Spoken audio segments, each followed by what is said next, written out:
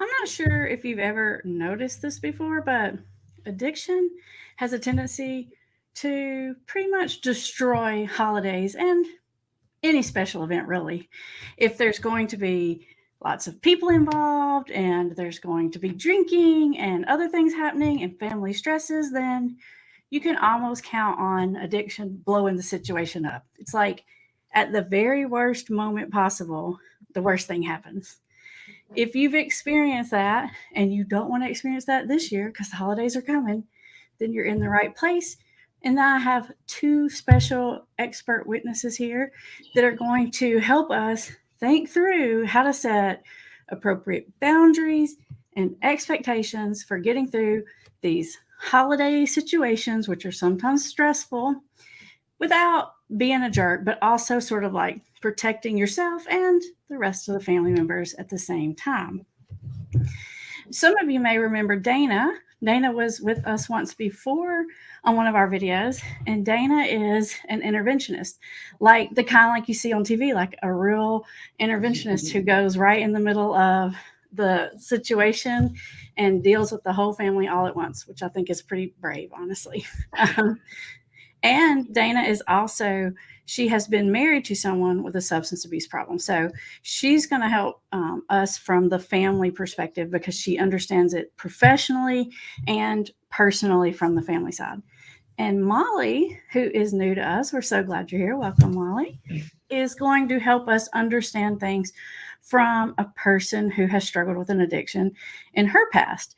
And so she's going to help us understand it through the lens of someone who's in active addiction and also through the lens of someone who's in early recovery, because each one of those brings a different set of dynamics when it comes to dealing with family functions, holiday events, work parties, all that kind of stuff that you're likely to be running into over the next couple of months. Welcome, you guys. So glad you're here. Thank you, Thanks, Amber. It's Amber. so great to be back. All right. So we have a lot of information for you guys. So I want to dig in there so we can make the most of our time with Molly and Dana. And we kind of put it into 4 subcategories for you. So here's what we're going to be covering. We're going to talk about things from the addicted person's perspective as far as managing, from their perspective as far as managing the holidays. What's it like going in when you have active addiction, and also what's it like going in or choosing not to go into those situations when you're in early recovery. And then we're going to do both of those sections from the family member perspective. If we have enough time, then we will do what we've been doing, which is allow one of our viewers to come on here live and you can ask questions. And today you're really lucky because you have like a whole panel of people. So you're probably going to get more going to be enough. Um, so we will do that near the end. But if you want to come on with us, go ahead and put a number in the chat from 1 to 100. And when we get to that point, we will take our random number picker and we will pick someone. But remember, you'll need a decent internet connection, a decent light source, and remember that this is live in public, so don't talk about anything you don't want out there. All righty. All right, let's get into it. Molly, hello, hello. Can you tell us a little about just about yourself, and so we know where you're coming from and what your experience is? Yeah, so I'm a single mom and I have been sober since September of 2019. My drug of choice was alcohol, but I also have plenty of experience with substances as well. Um, I was a heavy alcohol drinker for the majority of my life. And a lot of those late night partying ended up with, some drugs here and there. So I definitely have experience with that as well as the sobriety side. Okay. And so if we start from thinking back to yourself before you got sober, looking at going to holidays and family functions, first of all, what did you think about those events when you were thinking about, okay, I gotta go to Thanksgiving or Christmas? Were you excited? Did you dread it? Did you hate it? Were you like, woohoo, Uncle Charlie's gonna get there and we're gonna get drunk? Like, what did you think? Yeah. So my parents divorced when I was young. So family events are always two separate families. my dad's side of the family, they don't drink at all. So for me, it was a very high anxiety type of situation because I wanted to drink before I got there and then just, make face and then get out of there so I could get back home and get back to my drinking. Um, and then my mom's side of the family, they're all drinkers. So it was like a big party. Everybody was drinking. We were playing drinking games or, minute to win it, like super fun activities, things like that. So it was like two completely separate sides of the ball for me That's when it actually comes to lucky my for us family. because now you can speak from both of those perspectives. Okay, I like that. So it sounds Yeah. like when it came to going to things on your dad's side, it was sort of like I just have to tolerate this. I just have to get through this, kind of like a chore or responsibility. I got to be a good daughter. You got to show up. But you would Yep. Yep. drink before because you knew there wouldn't be any drinking there. That or I couldn't drink like I really wanted to drink. Right. Did you Lots of ever judgment. like sneak drink? Because a lot of clients I see, they have like the mini bottles, they're stashed everywhere, and that's what they're Oh. Um, no, I really didn't do that. For the last several years of going to my dad's for the holidays, I lived really nearby. So it was like down the last beer and then drive over, and then it was like literally 5 minutes away. So it okay. wasn't very far away from me. You didn't have to do that. Okay, I got you. Yeah, yeah. Okay. Was there ever a time in any event, your dad, your mom, or anybody, where other people recognized that you had a drinking problem and asked you not to drink or didn't invite you? Was there ever any of that sort of awkward uncomfortableness around the issue? Um, no, honestly, nobody ever said anything to me ever about my drinking. And I feel like that was probably a bad thing. I feel like Really? it's kind of a taboo topic. People don't want to talk about it. So maybe they were intimidated or afraid to bring it up. Do you think they just were afraid to bring it up, or did they not realize that there was a problem, or both? I don't know. Maybe they didn't realize it. I mean, I feel like I was pretty good at hiding it because when I did finally come out and say, I'm living a sober life now, people were like, "Oh, wow, I didn't even know you really had a problem." So maybe I just hid it really well, but I Okay. was completely oblivious to it. It wasn't like a thoughtful process for me, Okay. if that makes sense. Did you ever not go to a family or work or any kind of event that there wasn't going to be drinking specifically because there wasn't going to be drinking? Like, I'm just not interested. Oh yeah. I made up an excuse one year not to go to Christmas. My grandma had just passed away. And I was really close to her, so I didn't really want to be around anybody. And so I used that as an excuse and stayed home and drank all day long. Okay. Was there ever a situation where your drinking got too much or something bad happened at a holiday event or any kind of situation like that? Oh yeah, especially like work events, because there was always like a work Christmas party. One year it was somebody that I was working with. They were celebrating like 25 years of being at the office, and I had just bought a brand new SUV and drank a shitload at the party at the bar and totaled my car, like blacked out, don't Oh, remember the whole no. way home, and woke up in the middle of a median, just totaled my car. I mean, that Wow. was like I should totally be dead so many times over. It's not even funny. Was anyone else aware that you were drinking too much or just you looking back on it? Like was it obvious to other people or not so much? I mean, definitely my husband at the time was well aware of it. I mean, he was drinking just as much as I was. I think my mom, she had suspicions, and she's told me since then that, yeah, I think you were definitely drinking too much. And there were some times where just so drunk and just crazy and like crying, the cry Mhm. fest. So she would say something then, like, I think you're drinking too much, but it was never really too much of a serious conversation, I don't think. just almost like a hint at it or something, just a Yeah, barely like a right. barely little mention. The seed was there. Yeah. What do you think? I mean, obviously you can't know because it never happened, but just guessing, how would you have responded should someone have said like, we're having Thanksgiving at Aunt Sally's this year, but we want you to come, but we don't want you to drink.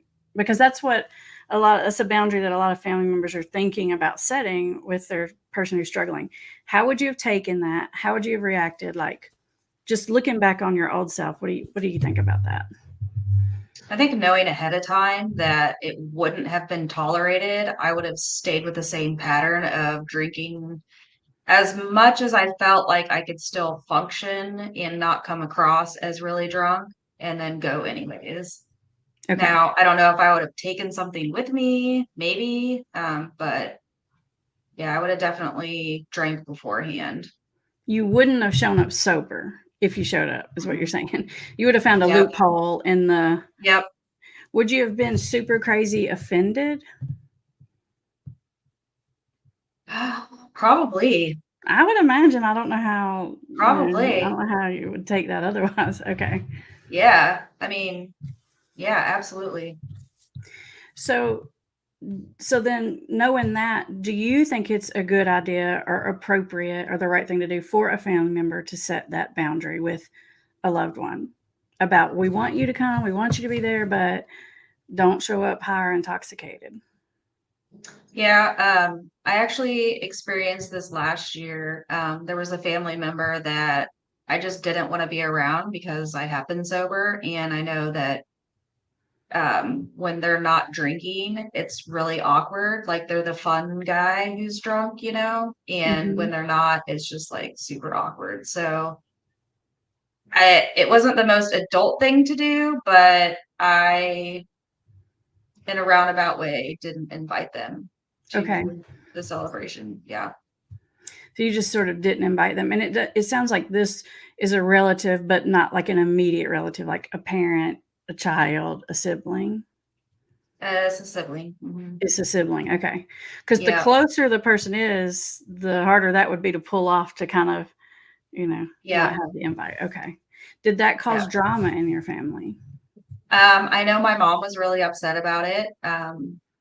But again, I feel like unless you have experienced it and lived through it, you don't quite understand how difficult that is to be around people that are actively drinking when you're in sobriety. It's Okay. hard. Okay. And so, what I think is partially interesting about what you said, Molly, is that even if someone would have said, "We want you to come, but we don't want you to drink," my guess is you either wouldn't have went because you were offended, or if you did go, like you said, you would find a loophole, like you would just drink a lot beforehand. So the Yeah. point is, when the family member says that, is like, we don't want you to be intoxicated at the event, but the likelihood that a person in active addiction is going to come to the event and not be intoxicated, like, what you think? Just give it a guess, like a percentage or Real something. What's the low. likelihood? Real Really low. low. Okay. Like 5%. Okay. So what you're saying is, if you know an addicted person in active addiction is coming, they are going to be intoxicated on something, almost for sure. Almost for sure. Okay. Yeah. And if they're not, then what? If they're not, then just treat them like a normal person, don't make a big deal about it and like don't even bring it up, don't even talk about like, oh, I'm proud of you for not drinking or whatever. Just treat them like a normal person, have a regular conversation, do regular things. Okay. Don't make it awkward. So let's move into then a person in early recovery going into those situations. What's it like? What are you thinking? What are your concerns, your fears going into a situation like that? Yeah, so I host Christmas at my house, or I have many years. And like I said, it was always a big party with my family, lots of drinking. So the first year in early sobriety, it was like 2.5, 3 months sober for me. And I was a nervous wreck. Luckily, we decided, okay, I'm not gonna cook. So we did the whole Chipotle takeout thing, which alleviated some stress for me because that's a big stressor. But the regular people were there, and it was the mood was just completely different. It was awkward. You could tell, like my brothers were kind of like off in a corner on their phone, like bored. So, and it was probably more in my head that people weren't having a good time, but I just felt like I should have said something, like it's okay if you want to have a couple beers or we're not drinking, because there was no expectation set. And I feel like that is what caused the most stress and confusion. Because it was like the purple elephant in the room. It was like no one knew what the appropriate etiquette was. No one knew okay or not okay. So you looking back, Exactly. you wish you would have just put the rules out there. If you had done Yeah. it, what would you have said? Would you have said it's okay to have a few, or would you have said I'd really, rather not? I think I probably would have allowed it just because I was so new to it and naive about how I would have felt once they started drinking around me. Because looking back, and I have been around it with much more sobriety under my belt, it is uncomfortable and I don't appreciate it and I don't want it in my house. But I probably would have said, yeah, bring it. It's fine. Let's go get some. Okay. But like if you're doing it this year, you wouldn't. You would say we're not going to do that. I mean, they know that Okay. it's not okay now. Yeah.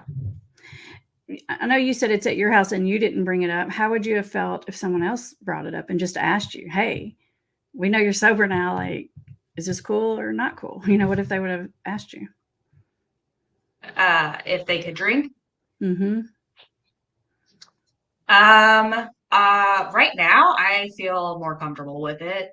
I feel a lot more confident. Anybody that's in early sobriety, it's really hard. Like, don't tempt it. Don't even don't, I would say don't talk about it. Like, oh yeah, me and the guys, like if it's your cousin, he's over there telling a story about how him and his friends went and got shit faced last week, like probably not a topic you want to talk about. Right. Like, Um, we call that like war story, telling the war stories or whatever. yes, Yeah. Mm-hmm. yes, yeah, yeah, Okay. So when you say don't talk about it, it's more like don't be bragging about it, don't be war storying about it, because that's a trigger for people. yeah, Okay. But then also, you also said don't be weird about it and awkward about it either.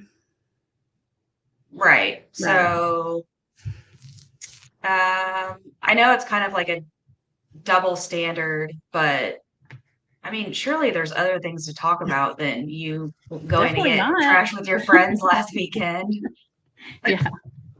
Yeah. I mean, be creative. Okay. Okay. If somebody's watching this and their loved one is in early recovery, do you suggest that they ask that person what their preference is, or do you suggest that they just make a decision and say this is a non-drinking event because we're supporting Molly or whoever the person is?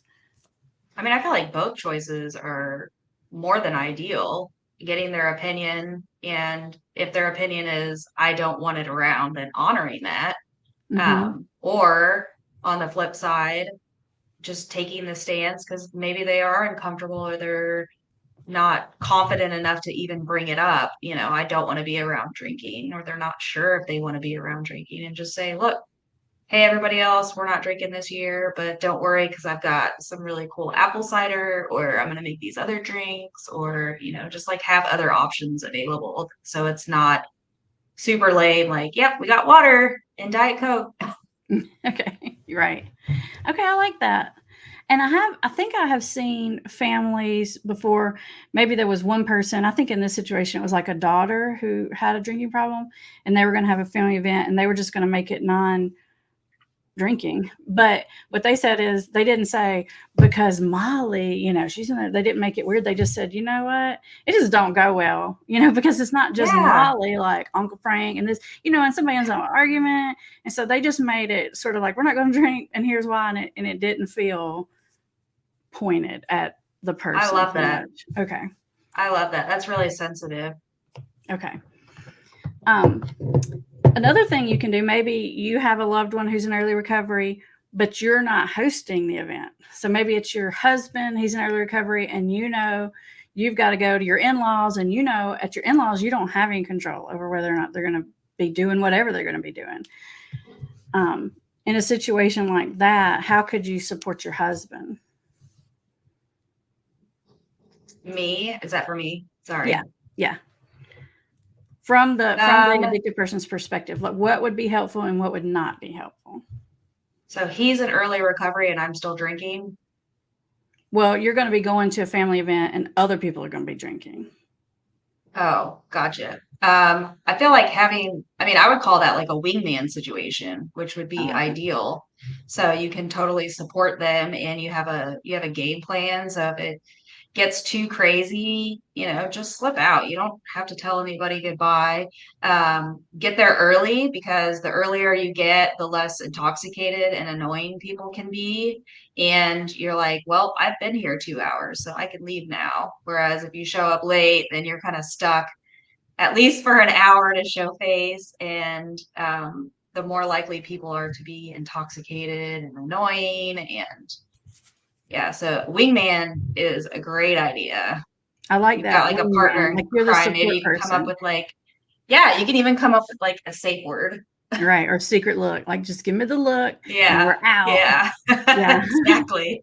I've Go even warm seen up some the people car. have an out story already. Like before they go, they say, "Hey, we're gonna be there, but we gotta go to so and so too, so we probably can't stay long." And so it's almost like they've Exactly. already preemptively opened the back door so they can walk out if they Yeah, need to or whatever. yeah. That's Okay, also an awesome technique. Love that. I like that. Okay. All right, we're going to move on to you, Dana. You've been quietly sitting there. It's your turn. We're going to put you on the witness stand now. All right, Dana. From the family's perspective, have you ever personally been involved with a holiday event, wedding, special occasion of any sort that went awry because of substance use abuse? I guess I should say. Yeah. I guess it depends on your definition of awry. Um, thinking back to that, I would say the worst events were my daughter's bat mitzvahs, because my now ex-husband was actively using. And it was horrible for everybody because my kids knew something was up, and they were always embarrassed of him. He used opioids, and so he sweated profusely. He always had to have a towel around his neck. He would have huge pit stains under his arms, so that was always an embarrassment to the kids. And he was just a little wacky, and it was kind of like everybody, the elephant in the room, everybody knew something was wrong, but nobody was going to talk about it. So I think for me, going awry is just how embarrassing it was to have somebody around like that, and everybody knew. And Just really uncomfortable. it is really Just uncomfortable. cringy. My son would say cringe. Yeah, Cringe. cringe. Okay. Yeah, we say it's like walking around with your fly down, and everybody knows it except the person walking around with their fly down, right? Fair enough. So Right. that was the ex that was always our go-to statement, now that he's clean and sober. But yeah, so I think that was probably the biggest. But yeah, there were lots of events, lots of holidays where he was drinking, he was stepping out to do his thing. Everybody pretended like that wasn't really going on, and everybody's just trying to have their own fun and not talk about the big problem. Did you worry, Dana, about it beforehand? Like obviously you knew that this problem was building before the bat mitzvahs or whatever. Like, what were you worried about it leading up? And if so, what did you do or didn't do about that? Well, I guess I would have conversations, because between he and I, it was, I know this is a problem, and how is this going to be? And can you keep it under control? And don't embarrass your kids? And those kinds of conversations I would definitely have. But when you're dealing with someone in active addiction, You're a little bit in denial. They're in a lot of bit of denial, and they think they can keep it under control because they don't think they really have a bad problem anyway. So, And you think surely they'll keep it under control at grandma's funeral or whatever, you're thinking, surely it won't go awry here. That's definitely where it's going to go off the walls. Yeah. So all those conversations are just futile because active addiction causes crazy situations. So okay. So I'm almost getting the impression from listening to Molly and listening to you, Dana, that having a conversation with someone and saying, we want you to come, but we don't want you to drink or use or be intoxicated or high or whatever the word is, it's almost like that's not a good boundary, or it's not going to work. Is that what you guys are saying? In my experience, having expectations that they can keep it together, that they can be under control, is kind of like having a false expectation. And I always say, and I just want to throw this out there too, because Molly didn't mention it. She's a recovery coach, so she helps people in recovery. I'm a family addictions coach, and I always tell my families, you have to have realistic expectations of your loved one, and they're not very high when you're dealing with someone in active addiction. They just can't be. And then I always say, resentments are just premeditated expectations. And so when you put these expectations on them that they're not capable of, it's just going to make you crazy. And of course, them crazy, because then you're yelling at them because you had this expectation that they're not capable of following through on. So really got to adjust those expectations, and especially around the holidays. And if you don't want to be around it, if you don't want it to ruin your holidays, if you don't want things going awry, that boundary can't be telling your loved one what you expect from them, because they're going to break that. You got to put a boundary up for yourself, not a boundary for them. Like saying to them, your boundary is you can't drink at our function. That's not a boundary for you. You're trying to put a boundary on them, and they're not capable of it. So go with the expectation, just like Molly was saying, maybe only 5% are actually going to follow through. If you say don't drink, 95% of them are going to drink or do whatever their drug of choice is. So keeping that in mind and wanting to protect yourself and your holiday and your family members, set the appropriate boundary for yourself. And if that means you have to do a holiday without that loved one, that's their consequence. And they need those consequences to understand that the family is setting some lines in the sand. And if you don't like it, maybe you've got to change your behaviors a little bit. I like that. And I know that may be kind of surprising to a lot of people watching, about not saying to the person, well, you can come, but we don't want you to drink. It kind of reminds me, I tell people a lot, like when they say, you can live in this house, but you can't use in this house, and they know the person's an active addict. I'm like, it's going to be in your house. They'll just say, but not in my house. I'm like, you're not understanding addiction. Like if the person is that addicted, they don't even have the ability to show up. They may have the ability to show up, like Molly was saying, and not drink while they were there, but they're going to be drinking before, so you really kind of negated the issue anyway. So. Yeah. Okay. Yeah. Or they'll have their little stat. Like Molly, I'm so surprised you never thought to do that. Like bring in the little airplane bottle and go into the broom closet and down it. I was actually probably more concerned my kids would go through my purse and find it. Okay. All right. Yeah. So what would be, Dana, then a boundary for yourself? I know you said it may be, as awful as it sounds, it may be you have to not invite the person to the event, because that's more, honestly, it's harder, but it's more realistic, right? Like, yeah. You had mentioned that I do interventions, and leading up to the holidays, the interventions that I've been doing, the last couple that I've done, is one of their consequences if they don't take the offer of treatment and getting help for themselves.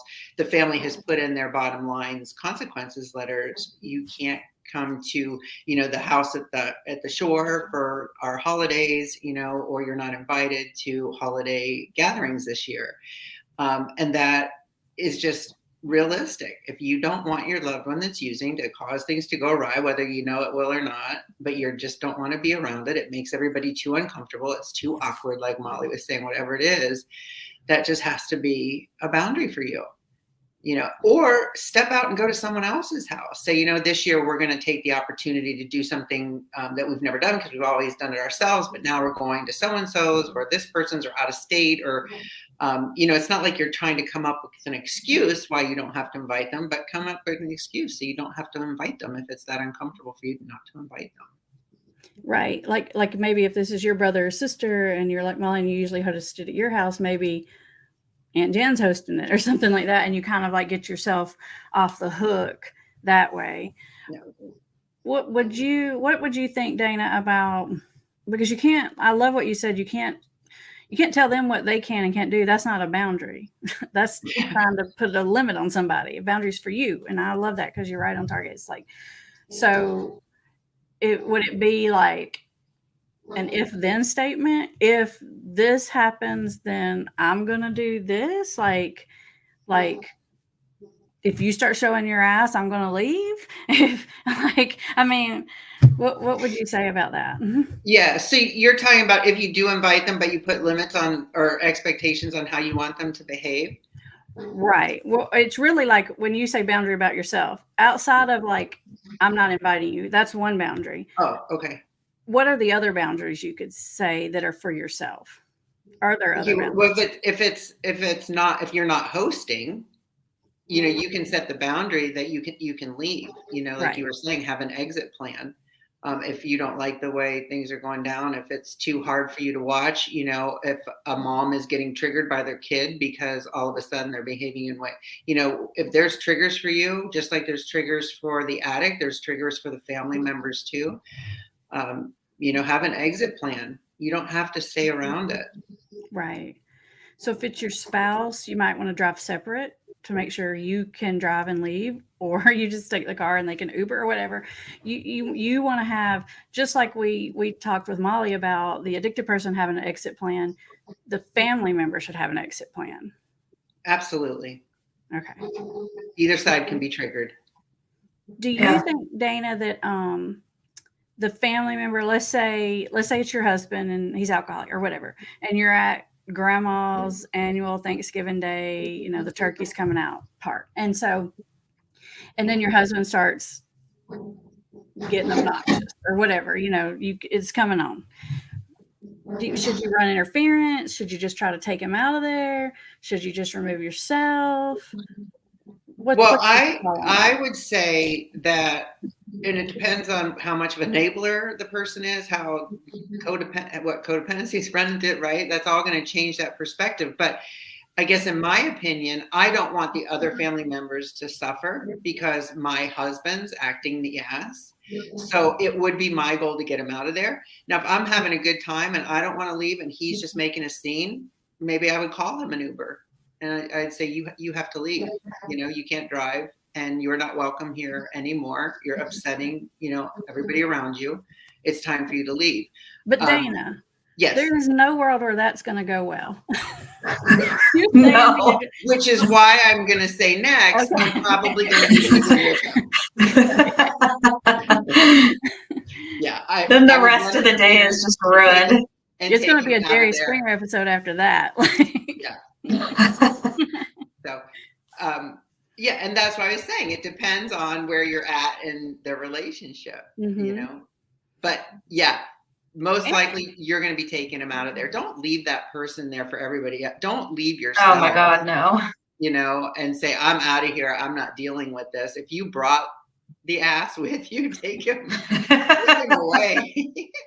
Right, but sometimes you can't, like, because they don't let you run interference because they're so, they're like, no, I'm staying, I'm having fun, and they won't. They're not very compliant a lot of times, when you say let's go, or I'm calling, you need, it escalates, and then you have like a big fight in front of the family. Yeah, I would tell everybody else to leave. We're just going to leave him here. He can have fun at the party. I was going to say. He can have fun at the party all by himself. Let's all go, do something else. Okay. Let's take it to my house. Whatever. Let's disband the party. I mean, nobody's going to want to stay around if it's escalating and it's getting ugly anyway. And that would be really sad if, somebody ruined the whole gathering and everybody said, okay, bye. You're on your own. I like that you said, Dana, it really depends on sort of your own personality and what you're trying to accomplish, right? Because you could be going into it, I just want it to go smooth. Or you could be saying, well, I just want to have fun. I don't care what he does. Or you could be going into it, maybe you're going into it and your primary goal at that time is you're trying to get that person out of denial. In a situation like that, I would let the person stay there and do what they're going to do. If And I'm tell trying to get people them to out of take denial, videos. Oh, yeah. because if you drag them out, they're going to be mad at you and they're going to argue, but there's going to be no level of insight into what was going to happen. You could say all day long, like you were this, you were that, as opposed to if you left and they, did whatever they were going to do and everybody else saw it. To me, there's a little bit of a natural consequence to that. That's a great point. Yeah. But you got to be really in a good, it takes a lot to let It that does. happen. Yeah, because you're going to leave him there and he's going to make a jerk of himself and it's going to go really poorly, and you could have avoided that for that person. Yeah, but sometimes, Dana, you want them in-laws to finally believe what you've been telling them the whole time, and they've been taking up for him and saying he was great, and you're like, you know what? It's you now. and that's exactly why I say it depends on where you're at in your journey. Yeah. Are you ready to expose it to the whole family? Have you had enough that you're not going to enable, and pick up the pieces and delete his consequences by getting him out of there? Or are you at the point where you're saying, nope, they can have you now. They can see what I've been talking about all this time. Yeah, they've been taking up for you. Like, so it really depends on where you're at in your journey and how fed up you are and how close you are to the point where you're ready to make sure he suffers some consequences to get him to help. Or are you still trying to protect him from those fallouts? Kind of what I'm understanding is there's not, and I'm getting this from Molly and from Dana, there's not really a wrong or right answer as far as what boundaries should or shouldn't be set, other than you should think it through and be strategic about it. If your goal is you want your kids to have a good holiday and that's going to involve running interference for whatever this other person does and protecting them, then do it. But you're not protecting that person, you're protecting your kids. So It's not necessarily a bad thing to run interference or to take them out or to leave them. It just depends on what's happening here, like what you guys are saying, where you're at in your stages and what you're trying to accomplish. Yeah. Okay. I agree. There's no right and wrong. And I tell people that all the time. And we're all just trying to do the best we can with the tools we have at the time, right? I say that all the time. Right. Yeah. Yeah. I like what you said, Amber. Just remember that you're protecting yourself, your kids. And Dana, love that you said you can't set boundaries on the other person. Like, you totally can't. That's an unrealistic expectation. That's a rule, not a boundary. Yeah, totally. Yeah, okay. Protect yourself. And the other thing I want to say about the boundaries and the consequences is if you set a boundary, there has to be a consequence for it. Right. And if you're going to set a boundary, you have to be willing to follow through with those consequences. And Amber, I know you talk a lot about that. And I always tell my families, I'd rather you have really loose boundaries and adhere to them than put up the fight and put up some really strict boundaries and then you just collapse and fall apart. So leave the big talk at home. Just rather you just enable it and let it go down than to put the big talk in and not follow through. That's the worst case. The worst. Okay. Yeah. Okay. Now, Dana, what about the family perspective when the loved one is in early recovery? Because we haven't really touched on that one yet from the family's perspective. What advice do you have for families on that? And Molly, you touched on this too. I mean, to me, a conversation needs to be had to ask the person, what are you comfortable with? And there's, any family and even some extended family of someone that's just gotten clean or sober, they know they've just gotten clean or sober. And so you would think they all want to support that person. So, and in my experience with these families, I mean, they'll all do whatever it takes to support that loved one. And because I have grandparents in on the intervention, and I have the neighbors that are close, and, so the people and the extended people a little bit out from them really want to support them. So ask them what would make you most comfortable, and everybody's going to be on board if they say, yeah, it's a trigger. I'd rather not be around it. I think it'd be more fun for me. I wouldn't be doing that battle in my head, like, oh, they're drinking. Could I have just one? I mean, whatever the struggle that's going on in their head, just eliminate that and take it away. But ask them, maybe drinking wasn't their thing. Maybe they were shooting up heroin and they've never had a cocktail. Like, it doesn't matter to them. It doesn't bother them at all. Right. Exactly. So you might be thinking, oh, we can't have any substances here, but they're like, that's not a trigger for me. Just don't start shooting up heroin in front of me. That might be a trigger. Right. So, yeah. Just have that conversation. Ask them what they're most comfortable with, because I guarantee you, anybody surrounding them is going to be on board with whatever it is that they're need for support. You know what I loved about your sponsor, Dana, is the first thing out of your mouth was ask them. And you know why I love that so much is because as the family member, one of the things that we do in our own illness part of this is we want to take control and we want to decide and we want to make sure things happen the way we want it to. And you didn't start there. You said, ask them what they want and what they prefer. And I think that was just like spot on. And I love that. Yeah, kind of makes sense. Because everybody's different. Sometimes it may bother people. Other times it bothers the person more that people are not drinking because they feel guilty. They feel like they're ruining the time for everyone, or they just feel like now everyone is awkwardly aware. So it's really very different. And I think you do have to sort of ask the person what they prefer. Yeah. Like Molly was saying, I think both are a good solution to just not have anything there or ask them what they prefer. But I guess that's my first response. Like you said, is just ask them. Okay. Now I had a lady that I used to see, and she had a problem with alcohol, but she was like super involved in her community. Like, I don't know, she had like the church ladies group and the book club, and she's always having things. She had things at her house all the time. And not really early on in her sobriety, but after she got some time under her belt, she would have like the event and the girls would come and they would bring wine and she would say, that was fine, but please take it with you when you leave. Don't leave it here. And she had another friend who would make sure it was all poured out. Like, there was no like empty glasses laying around. So she would kind of have a wingman. And then she would just communicate. I'm totally fine with you bringing it, but don't leave it and don't bring extra for the host, And Great that's what worked for her. Great boundaries for herself. Yeah. And that's just about knowing yourself. What's that? And that's just about knowing yourself, Yeah, exactly. Just really, think internally, like what's going to make you feel good. Set up your internal boundaries and communicate those to others. And those are great examples. And, I was just thinking about when you were talking but they'd come over and bring their wine. There's lots of non-alcoholic wines now, as there are they've made a non-alcoholic every alcohol you can think of.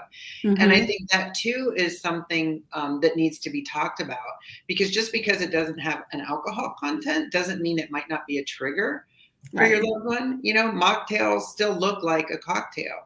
And, it looks like it, smells like it, feels like it in your hand, everything. Yeah, exactly. Mm-hmm. So don't just assume that, we'll just have a non-alcoholic stuff, beverages, because it could be a trigger too, even though there's no alcohol content. On the other hand, I have seen people who it makes them more comfortable to have like a non-alcoholic beer or something. So they'll bring their own 6-pack of their non-alcoholic beer or whatever it is and put it in the cooler or the freezer. And then they just feel like they're regular, like other people, And a lot of these non-alcoholic beers, other people don't even know that they're non-alcoholic, because there's so many different brands and types now.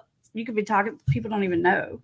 So that's where it's really individual. And I think respecting that person's wishes, even if you think different, that's the best thing you can do to support someone. Yeah. I just want to say, I've heard Molly talk on this before, and you might want to talk to this a little bit, Molly, but around the holidays and people that are newly sober and their networking events or holiday events around the holidays in your work environment where people don't know you're sober. And obviously in a family environment, most often they're going to know. But talk a little bit about that, Molly, because you've had some great insight as to how to handle those holiday parties for work environments where people don't necessarily know you don't drink, and everybody's expecting you to have a shot, have a drink with us. Yeah. I actually wouldn't say I have a lot of experience with that, because since I got sober, I stopped going. Like I just don't go to those events anymore, just because it is full of booze. Everybody's drunk. I mean, it's just not fun for me. So I'm sorry, I don't have great advice for that. Although Well, I would say, go ahead. I was going to say, but I've heard you say before, which is what I was getting at, is you've said if you need to go get a club soda with a lime. Nobody has to know you're not drinking. Yeah, so you can go up to the bartender and just tell the bartender, hey, I don't drink. This is my drink for tonight, club soda with a lime or whatever it is, and say, so anytime you see me coming up here, if you could just have another one ready for me, so you don't even have to talk about it, and nobody will ask you, why aren't you drinking, or come have shots, or this or that, because sometimes in early sobriety, you don't really know how to respond to that because you haven't been asked before. And the And you longer don't you're want to get in into it, all of obviously. it. You're not ready Yes. to tell your whole It's none of your story. business. Yeah. Yes. Yeah. Right. And the longer you're in it, the more confident you'll be. You'll be like, because I'm a total dipshit when I'm drunk, or, or it's not healthy for me, or, whatever. I love that idea of having something in your hand that maybe looks like a drink, because I'm sitting here thinking about this scenario as you're talking about it, because you don't want to talk about it. But even if you did, you're dealing with drunk people, and you could even tell them, but they're intoxicated, and they're very likely to say something like, "Oh, you never drank too much. You can have just two. You can have just one. It ain't gonna hurt you." And even if you tried to tell them, they wouldn't respect the boundary. So it's almost easier just to be like, "I already got my drink," and then move on. Right. Okay. Yeah, exactly. You just avoid any questions and avoid feeling like an outcast. Mm-hmm. And I just want to throw this out there really quick, because I think this is a big difference in saying I can't drink and I don't drink. I don't know if you've ever talked to that, Molly, but when you say I can't drink, people are always like, oh, yes, you can. What do you mean you can't drink? But if you say I don't drink, it kind of alleviates that whole question mark. Oh, you don't drink. Okay. Different. I mean, just a little flip of that word can make a big difference when you're talking about it. I mean, I was one of the people that I was a drink pusher when I was drinking. So if anybody says I don't, it was like, oh yeah, come on, it's just one. You can just have one. Like, I don't really know if the semantics played that much into like when you're drinking. Like, it didn't really click for me, anyways. But I could see because the you're dealing with difference intoxicated people. They're not really hearing you super close. Yeah. Now, a lot of times a lot of the clients that I have are business people, and like part of their job is entertaining clients and hosting functions, and then that gets super complicated. And so in a situation like that, I usually, when they're ready, I like to have them tell at least one other person that's going to be there, that they're in recovery. I'm like, pick one person that's like your friend and can have your back. Just because knowing someone else there knows that you don't drink will hold you accountable to some level. Yeah. And the only thing I would say to that is make sure you trust them 100% that if you were to go to the bar and get a drink, they would come up and take it out of your hand. Is that what you would think they should do? They should just take it out of your hand? Yeah. Okay. Yes. Well, you haven't had a drink yet, so you're still sober. So you're still like cognitively functioning well. They can be like, what are you doing? Nope, we're not doing that. Time to go. I have a friend in recovery, and he says that, and I love this one. He says that, sometimes he'll be at a restaurant, and a lot of times the waiters will like push, can I get you a drink? Like, oh, here are drink specials. And they keep asking you, and you've said no. And he says when that happens, and like third time they come over, he's like, dude, if I have that drink, I'm going to ruin my night and yours. And it's like, he says it kind of funny. And then they laugh, but it sort of gets the point across, and then they're like, oh, I got it. My ex-husband used to say in that same scenario, of course, not this close to Christmas, but he used to say, if I drink now, I won't be home till after Christmas. Right. Or he says, Oh, when I break out in spot. When I drink, I break out in spots. And I don't mean like allergic. I mean like Vegas and the Bahamas. Right. I love that. That's what I encourage my clients to do, is to be funny about it. Is to say I don't drink, but to have something funny that gets the point across, but doesn't make it weird for you and doesn't make it weird for them and doesn't even mean you have to tell them your whole story. Like, you can say something like that and everybody's got it. We can move on and we don't have to go into it because got it, you know? Yeah. And I love that about you, Amber, because you always bring humor to such a serious subject.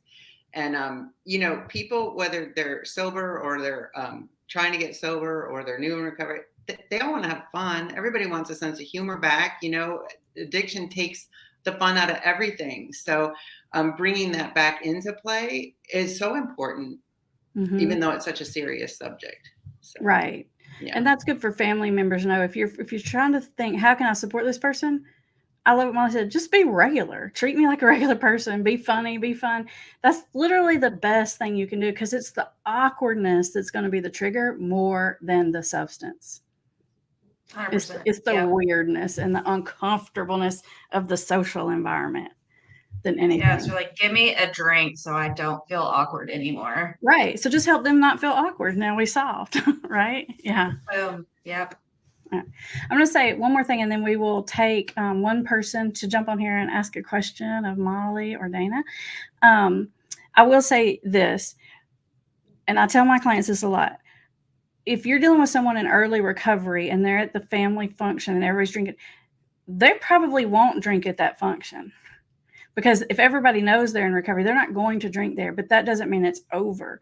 A lot of times that starts a trigger, and that drinking could happen a day or two or a week later, but it started because this craving, this trigger started at the event. So I like for my clients in early recovery to know you're not out of the woods just because you went to that event and didn't drink, especially when it's sort of, I always say it's like if I am watching TV and I see like a commercial for this new like cool bacon ranch pizza or something, and I start thinking about it, and the next week I order it because I've been thinking about it since I saw it or whatever. You know, like, you're not necessarily out of the woods. So beware that trigger, it can plant a seed that can then grow. So that's where you really have to think about, do I really want to go to this? Or is it just going to make my life hard? You know? Yeah. It's kind of those stages of change, right, Amber? The pre-contemplation stage. So it kind of works in reverse too. It works to get sober and start drinking and stop drinking, but it can work in reverse too. You can start pre-contemplating like that drink, just like you're talking about. And then it goes from contemplation to action. Yeah, so, you're just entertaining the thought, and you're working it up, and then you're fantasizing, and then you're planning and scheming, and then we're there. Yeah. Yep, been there. All right.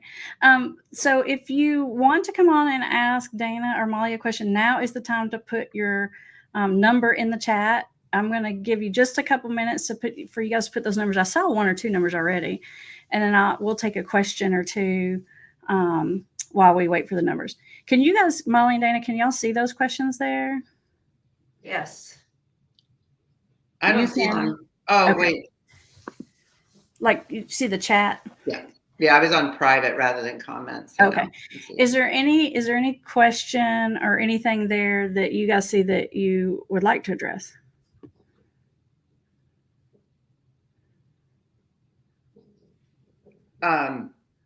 I see one question. What about saying I have an intolerance to alcohol and gluten? Yeah, if that works for you, absolutely. Yeah. You might get more questions. You know, what do you mean you have intolerance? What happens if you drink it? You know, let's try. But no, I mean, that's what you say in a restaurant when you're gluten-free, right? I have an intolerance to gluten. So absolutely nothing wrong with that whatsoever. It does set kind of a hard line. Like, I don't drink at all, which might work better than I'm a designated driver. Because when you say I'm a designated driver, then people say, oh, you can have just a couple, you'll be fine.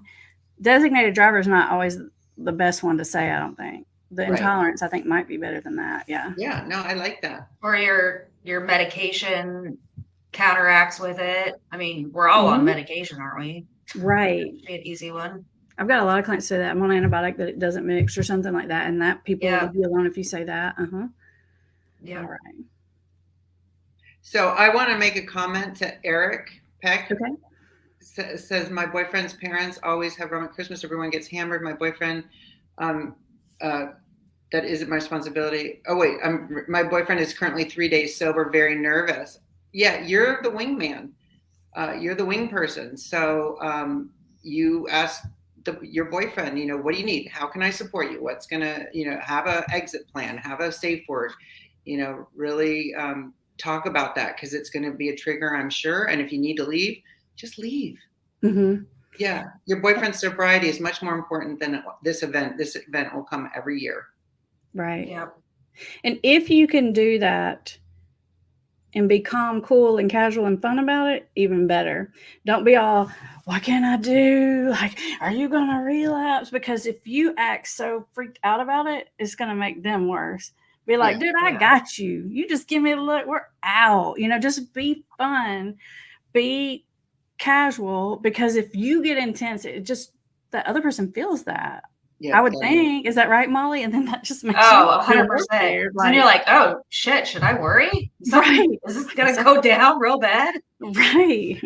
Yeah, exactly. Yeah. And remind them how great they're doing. You're 3 days in, by holidays, you've got, weeks in, and you're doing so great, and you've got this, and just really pump them up. Let them know they're stronger than their disease. When you make addiction such a big deal and it's so powerful and cunning, how are you ever going to think you're strong enough to beat it? So, let your loved one know they're stronger than that. And look how great they're doing already. And you've got this, just really, pump them up about it. Yeah. Yeah. Be supportive, be fun, be casual, don't be weird. And then just be their wingman. Whatever, if they say, make sure I have, a mocktail in my hand, make sure you get me out of there. Make sure you don't let Uncle George come talk to me. Let them tell you what they need. Yeah. I feel like the fear of missing out is so powerful with some people.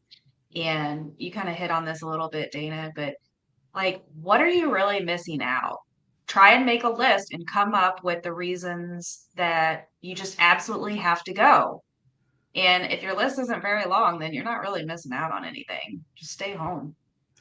I like that. Because if you're going to go and you're not going to drink, it's probably not going to be that fun. Because being around other people drinking when you don't drink is fun for about 15 or 20 minutes. Mm-hmm. And then it's annoying. So annoying. And then it's annoying, yeah. Folks don't know how annoying they are, do they? That's right. I can't tell you how many clients say that once they get sober. They're like, I can't believe I used to be like that. Like around my friends now, and I'm just like, that's not cool. Like, we're just not as cool as we thought we were. Yeah. Yeah. All right, so I know I see at least one number up here. And if we just have one number, we'll take that person if they're still with us. And if not, then I'll do our number picker. All right, I don't see any others. I saw a Facebook user and they put the number 8. So if you are that person and you are still here, I'm going to put the link in the chat for you. And all you have to do is click that link and you will be live with us. Now, we don't have a lot of time, but we do have time for one question if you want to hop on here. All right. We've put the link in the chat. You should be able to see it there. And when you click it, we'll be able to put you right up here on screen with us. Let's see. We have, in the meantime, we'll take some comments. One of my father's friends used to say, I belong to the Anti-Alcohol League, which actually existed back then in the day. No further discussion. The Anti-Alcohol League. I love that. That creates some uncomfortableness. Like when people, I don't drink at functions. I'm not in recovery, but I just don't. And if you want to make people uncomfortable, tell them you're an alcohol counselor. Like everybody get real weird around you. Oh my God, yes. They're like, oh, well, I don't drink. I don't have a problem with alcohol. They just like offer up the information. Yeah. Because people are weird. They're like, why don't you? They don't just let you off the hook with I don't. Like peer pressure, it's real, even when you're grown up. It's a thing. Yeah. All right. I had a new experience on the last intervention I was on, and it was an intervention gone awry, and the intended patient ended up in jail because she assaulted her brother. But anyway, it was quite interesting. But when we all got back to the house to kind of decompress and talk about what happened and our game plan and what's next, they all broke out the shots. They literally got a booze out, passing shots around. I was like, and I wonder where she gets it from. Yeah. Never experienced that before in an intervention. That's I mean, I'm crazy. not surprised they did it, but I'm kind of surprised they did it in front of the interventionist, to be honest. Well, Right. I'm surprised they didn't wait till you left, at least. Right. And I'm not in recovery, but I told them, I said, any interventionist that I know that might have been here, they're in recovery. Like, I'm so Right. surprised You're they were like so- the exception, not the rule. Like most of the time, this person would have been. Good point. Good point. Yeah. And I'm like, and you didn't even ask me if I wanted one. You just poured it and handed it to me. Oh, they handed it to you? Oh my goodness. Yeah. They Oh, passed shit. one to everybody, and I'm like, most interventions, like, you wouldn't even ask, like, are you sober? Like, is this what you like? It was very Wow. interesting. Yeah, I agree. And plus, I just think most people would think, well, we don't want to drink from the interventionist. Like, even whether or not you're in recovery, this is just me. Like, Right. Yeah.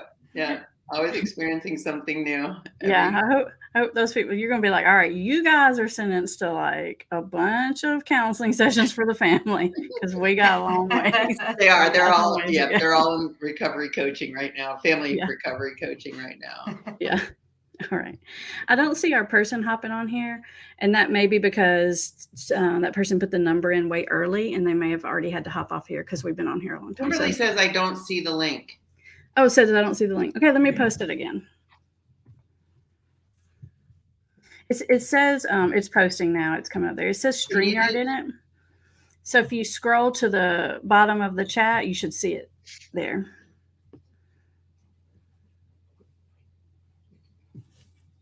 So I have a question for Diane. She says, can you do this topic, but with men on the panel, women and men may see this topic in different ways? Totally can. We know plenty of men that could join on here. I'm wondering if she wants from the family side or from the addict side. So Diane, if you're still on, can you let me know if you'd like to have a man on the panel that's in recovery or a family member? Mm-hmm. Great That question, but good point. Yeah. Yeah. Mm-hmm. Yeah. Still don't see anybody on here joining us, but like I said, they may have gone. Sometimes that happens. Oh, Diane says both. Both. Okay. Oh, okay. I like that, Diane. It's my kind of girl. We want to look at it from every angle. Yeah. Right? We want to see yeah. all the puzzle pieces. Yeah. That's right. Yeah. Eric says, oh, this is the one we looked at earlier about the boyfriend. Okay. Yeah. Amy says, but addicts can be triggered by literally anything that isn't my responsibility. I can only control myself. I think to some degree you're right. It's not your job to fix everything. You can't control all the different things people can be triggered by. I mean, you're right. I mean, I think people can be triggered by anything. And sometimes triggers happen that person didn't even know was going to trigger them. But if you're the person's primary family member, you're trying to support them, I do think that you can say, is there anything I can do that would help? Or are there some triggers you know of that I could be helpful? But also balancing that with understanding it's not all within your control. Yeah. Yeah. Okay. I do see we have a person hopping on, Kathy, but it says your device is not connected just yet.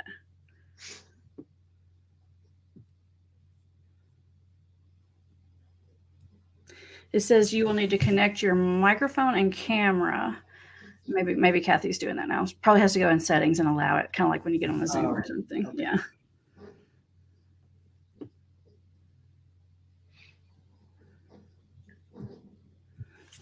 Alexa says, is it a healthy boundary if they come to the house and you don't set the expectation that they won't use, but politely tell them they have to leave if you believe they are loaded or using there? I would probably tell them that before they're loaded. I don't see a problem with doing it. I just don't know how well it will go if they're already loaded and you tell them that. It's going to be kind of like I was teasing Dana about before, and I said, oh, that's going to go back. If they're loaded and then you confront them about being loaded, you got to be, it's not that it's not okay for you to do that. I'm just not sure how well it'll go. Depends on personality, I think. So. Yeah, I mean, absolutely setting that boundary is healthy to say, I'm sorry, you can't be at my house. You're loaded or, whatever, strung out or high or however you want to put it. But like you say, Amber, how well is that going to go? So maybe set the expectation before they come there. If you know it might be a problem, just to let them know. I'd rather Right. you didn't come at all if you're going to be loaded or high or, have a need to get drunk, so that we don't have that confrontation. And be prepared for if they don't take that well. Yeah. I think Kimberly was the one that was supposed to join, so she put her comment in the chat. Okay. Question. Can you see it? I can see it. My husband relapsed after 92 days sober. He's in denial and claims only used twice. I'm finding a lot of paraphernalia. My question is, can I ask him not to be at Thanksgiving since I am hosting?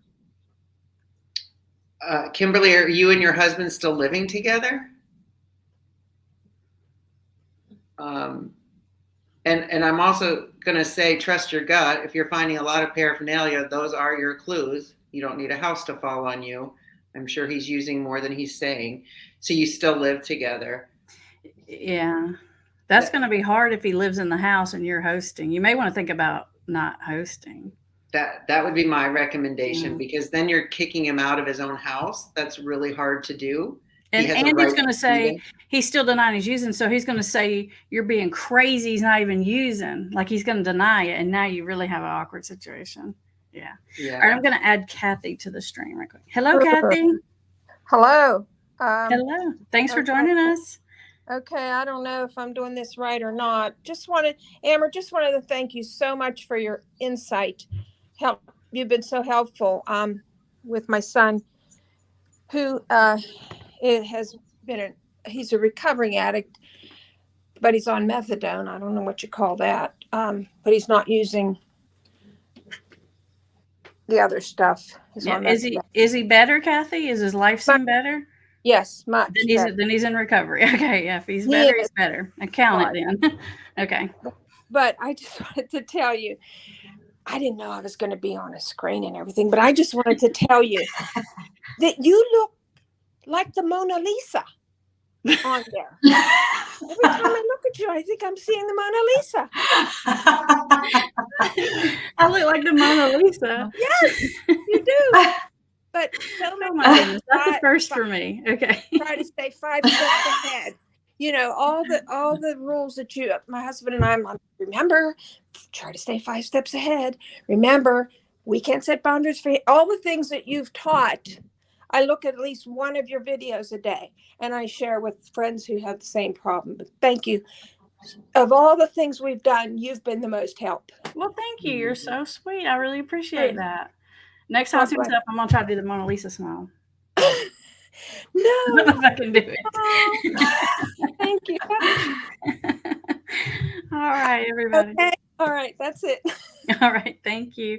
All right, everybody. Thanks for hanging out. We are going to have Dana and Molly back in the month of December, and we're going to be talking about gift giving from both perspectives. And I know you guys are going to want to hear that.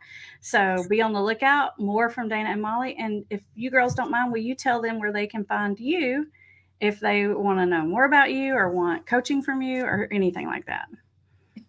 Go ahead, Molly. My website is asyouarelifecoaching.com, and all my contact information's on there, like email address and phone number and stuff. And you can put that, would you mind writing that right in the chat for them, your website for them? And I'll put it in the description too, but this way they'll have it. All right. I don't think I can type in the chat. You can't? No, I can't either, Amber, because That's strange. Well, you guys can send it to me when we're off, and I'll put it in the thing for you. Yeah. Okay. Perfect. All right. Dana, will you tell us where we can find you? Yes, danagolden.com. Oh, that's easy. Yeah. And again, like Molly said, all my contact information is on there. You can book in a free consultation. Would love to help you with some direction, just leave you a little better off than you came on the call with. And if I can help you, I'd be glad to do that too. So if coaching services work for you. All right, everybody. Thanks for joining us. We'll see you next time. Thanks. Thursdays at 1 Eastern.